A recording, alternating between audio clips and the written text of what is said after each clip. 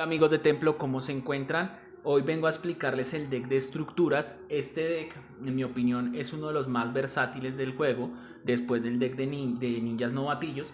Y es un deck muy bueno porque genera muchísimos recursos, las cartas duran más en el campo y como vamos a ver más adelante, incluso nuestras estructuras se pueden volver indestructibles. Entonces, este deck, para entenderlo, necesitamos tener en cuenta tres cosas. Primero, su base de recursos, que tiene a su vez dos combitos ahí. Y llenar el campo, cómo llenar el campo. Y finalmente, cómo defender el deck. ¿Listo? Entonces, la base de recursos es de la siguiente manera. Como las estructuras son muy costosas de bajar, porque valen por ejemplo 6, 7, en este caso 4 con otra, entonces necesitamos generar muchísimos recursos. Para eso tenemos dos combitos, dos opciones. Primero, incorporar al deck 4 minas de sal de Nemocon. Las minas de sal de Nemocon es una carta estrella del deck para ganar recursos, porque siempre que entre una estructura al campo, sea aliada o oponente, nosotros vamos a ganar 3 recursos. Entonces imagínense la cantidad de recursos si nosotros, por ejemplo, tenemos 2 minas de sal en el campo. Entramos cualquier estructura y ya obtenemos 6 de recursos. Para los que han jugado Templo, 6 de recursos es muchísimo. La catedral, ¿por qué va aquí? Precisamente porque si metemos 4 catedrales de metal oscuro, tenemos 4 cartas que valen 0, son estructura y que solo por el simple hecho de ponerlos nos va a dar muchos recursos. Y lo mismo se juegan con torres de cuaternario, ojalá las 4, porque también son gratis y solamente por entrar, si tenemos las minas de sal, salen completamente gratis. Entonces, esta es una buena base de recursos. Entonces, jugaremos a proteger nuestra base de recursos. Otra base de recursos indispensable para el deck es con un hechizo que se llama Tesoro Amazónico. Y este hechizo lo que hace es que yo puedo quitar cualquier cantidad de defensa, de puntos de defensa de una estructura aliada en el campo y agregar esos puntos a mis recursos. Entonces, digamos, si yo quiero jugarla con una mina de sal, digamos, quitarle 3 a esta, digamos, le quedan 2 de defensa, luego le quito una a esta, entonces ya tengo 4 recursos en pila y le quito, no sé, así sucesivamente. Yo voy quitando defensas de mi estructura y lo agrego a recursos solo por un hechizo que vale de coste 0. Entonces es muy bueno, eso es solo para agregar recursos. Hasta ahí la base de recursos. Vamos a explicar ahora cómo llenar el campo y cómo esto, aparte de llenar el campo, podemos meterle un combito de cárcel. Ya explico qué es cárcel para poder manejar la situación de que el enemigo también tenga un deck muy agro que esté botando muchas cartas. Entonces, decimos que para llenar el campo, empecemos también entendiendo que el tesoro amazónico sirve para un combo que hay dentro del juego y es con la mina perdón, el muro de almas atrapadas. El muro de almas atrapadas lo que hace es que siempre que se juega un hechizo cualquiera, esta carta obtiene 2 de defensa. Entonces a lo largo de la partida esto se va, por decirlo así, engordando, obteniendo mucha defensa y aún puntos de defensa inimaginables si jugamos muchos hechizos. Y con el tesoro amazónico le quito eso de esa defensa que gano por los hechizos y lo agrego a recursos. Pero estamos hablando de cómo llenar el campo. Esta carta, el segundo efecto, lo que dice es que si ella se destruye, yo puedo llamar todas las copias de esa misma carta de la baraja al campo, es decir, 3 copias, porque solo se permiten 4 copias en los decks. Entonces, si yo uso el tesoro amazónico para destruir mi propia estructura y quitarle todos los puntos de defensa, no solamente voy a agregar hartos puntos de defensa a recursos, porque pues se han jugado muchos hechizos, sino que también hago el segundo efecto de llamar todas estas cartas al deck por la destrucción de una. Esta carta es peligrosa porque pues obviamente no nos conviene, digamos, en la mano principal robar 2 o 3, pues sería de un desperdicio porque no lo vamos a poder cambiar, llamar desde el deck, desde el campo, sino que podemos usar para evitar eso, por ejemplo, esta carta que les había mostrado, Pozo de la Creación. Que Pozo de la Creación lo que hace es que siempre que una carta sea puesta a lindar con esta carta, puedes meter una carta de tu mano a la baraja, ¿sí? Y barajar y posteriormente robar una carta de la baraja. Entonces eso quiere decir que si nos salen estos, puedo poner una, pero esta la tenía que llamar del deck. Entonces juego esto, alguna otra vaina en otro turno puede entrar a lindar con esto. Yo cojo esto, lo meto en la baraja, revuelvo y saco otra. Entonces me libro de que esto esté en la mano. Entonces consideren meter esto como muy buena opción. Luego de llenar el campo, también están las mismas cartas que son muy baratas, como les dije. Digamos, hay estructuras que no necesariamente son caras. Digamos, esta solo vale X, y X es el número de ciclo en el que estamos. Entonces sale gratis porque si el número de ciclo corresponde al coste de ejecución de una carta, es decir, esta bolita, puedo ponerla gratis. Entonces, si vale el coste del ciclo, entra gratis, y su defensa, él es el efecto de la carta, su defensa es igual al número de ciclo. Entonces, si yo entro esto en ciclo 10, eso va a tener 10 de defensa, me sale gratis ponerla porque vale 10 y estamos en ciclo 10. Y yo con el tesoro amazónico puedo inclusive estallarla y ganar 10 de tacazo. Entonces, vamos a llenar básicamente todo el campo por estas cartas, y también no dejándole entrar cartas al oponente con el splash de cárcel. El splash de cárcel es el siguiente.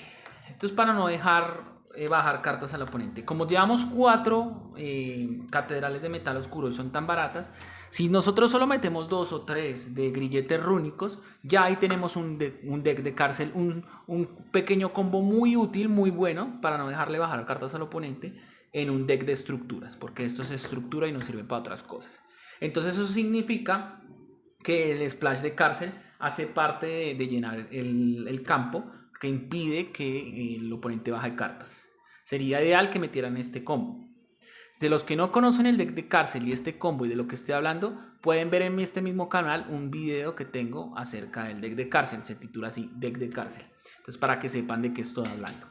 Bueno, el deck también tiene una manera de defender las estructuras. Si nosotros tenemos muchas estructuras en el campo, ¿sí?, nosotros podemos bajar un pilar del cuaternario o pilares del cuaternario, que es una carta de la edición Eclipse. Lo que hace esta carta es que hasta que todas las cartas de estructura están indestructibles, hasta que destruyan esta carta. Es decir, esta carta no es indestructible, vuelve todas indestructibles. Si nos matan esta, ¿sí?, se vuelven otra vez destructibles. Entonces, claro, ahí el juego es a proteger pilares del cuaternario como de lugar para que nuestras estructuras sean indestructibles, solo por poner esta carta. Y también es estructura para, digamos, la mina de sal. Es un deck muy, muy bacano. Con esta carta ya podemos defendernos muy bien con las estructuras y con el splash de cárcel. Bueno, vamos a hablar de la periferia porque ya acabé de explicar la base del deck. En la periferia del deck, ¿qué va? Puede ir, como les digo, esto, no es necesariamente meterlo, pero esto es muy buena opción por si se ven varados en la mano con esto. Pueden meterla en la baraja y robar otra carta. Pueden meter en la periferia también, si quieren, un futuro ultrasónico. Esa estructura, y cada turno puedes mirar una vez la mano del oponente. Si el oponente tiene una carta de mentefacto en la mano, esta estructura tiene +2 de defensa. Entonces, puedes estar viendo la mano del oponente a cada rato. Eso es una ventaja en el juego enorme, ¿sí? Fuera de eso, tiene 5 de defensa, ¿sí? Va ganando defensa si él tiene mentefactos en la mano. Es muy buena carta, si quieren, pero está en la periferia porque no convea, por decirlo así. Está espejos del camposanto, indispensable para todo deck, para no dejar que el otro busque cartas.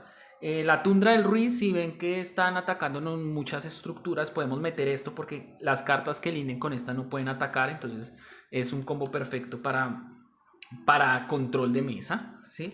O espejos azules, si nos ven que están jugando muchos hechizos, nosotros podemos destruir esta gran espejos azules, de gran ciudad de espejos azules, y copiar, el hechizo que nos hizo el oponente y ejecutarlo en su contra. Entonces eso es la periferia. Si también ven que hay mucha especie de defensas bajas, pueden jugar un volcán galeras, que hace que al comienzo de cada turno, sin contar el turno de su entrada, daña a las especies que estén lindando con ella por cualquier eje una cantidad de -1 de defensa.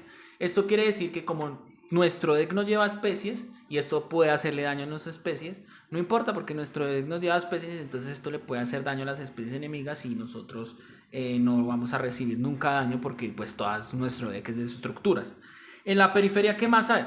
Bueno, indispensable yo creo, yo creo que esto es main, de hecho, no es periferia. Los espíritus astrales, ¿por qué? Porque tenemos mucha carta de coste cero que va a ser muy agradable buscarla. Por ejemplo, el tesoro amazónico lo buscamos, no nos cuesta nada buscarlo en la baraja. Lo mismo las estructuras de catedral de metal oscuro y lo mismo, perdón por el sonido, y la torre del cuaternario. Estas cartas son muy fáciles de buscar con los tutores, que son parte de, digamos, el combo de cárcel, el combo de la mina de sal de Nemocón. Entonces vamos a buscar básicamente la base del deck muy fácilmente con los espíritus. En la periferia del deck también lleva pues obviamente, no, periferia no, main, obviamente las espadas de fuego azul indispensables para todo deck. Mina de sal de Nemocón, mina de esmeraldas. Es muy buena, yo creo que esta es main también, pero pues hay gente que lo juega sin esto.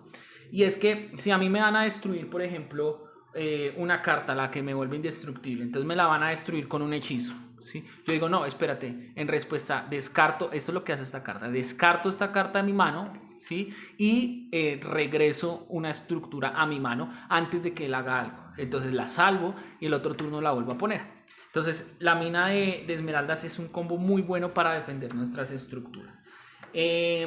Podemos meterle también retornar alma para que podamos regresar cosas, sobre todo que nos vayan destruyendo de coste bajo.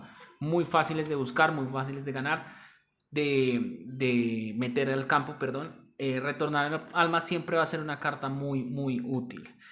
Podemos meter, si nos vemos muy afanados, pues, recursos al principio, un Caribe. Caribe nos va a dar un recurso cada vez que comience nuestro turno. Si tenemos dos recursos, si tenemos 3 Caribes, pues 3 recursos al comienzo de tu turno. Y esto es muy bueno porque pues son recursos que sí o sí vamos a recibir sin necesidad de bajar estructura al campo para hacer el combo de mina de sal de Nemocón y estructura. Es muy bueno eso. Por si acaso anillos de ópalo, porque muchos decks juegan en mentefactos y esto puede darnos recursos por los mentefactos y también puede darnos una estrategia más espacial en el campo para que no ataquen a nuestras estructuras. Hasta ahí el deck de estructuras, espero que les haya gustado. Chao.